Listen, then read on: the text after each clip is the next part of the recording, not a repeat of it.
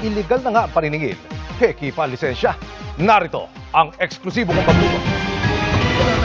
May pera na hawak niya. Pagkatanggap ng babaeng suspect ng Mark Money, agad silang inaresto ng mga katransaksyon sa loob ng sasakyan kung saan sila pumayag na makipag-deal. Wala silang kaalam-alam na undercover police pala ang mga kausap. Joint operation ito ng Land Transportation Office o LTO at ng Highway Patrol Group ng Pulisya o HPG sa harap mismo ng isang sangay ng LTO sa Quezon City.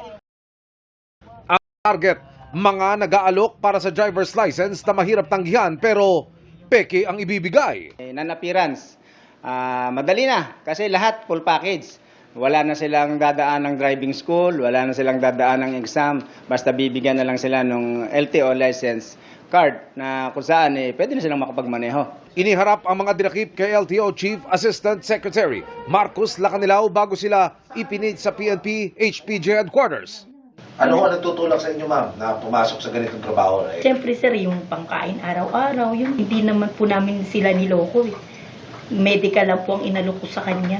No comment po ako, sir. Babala ng mga otoridad sa publiko, lalo na yung tinatamad na magproseso ng lisensya ng legal. Huwag po tayong papatol sa mga ganitong alok dahil alam naman po natin na ito ay illegal.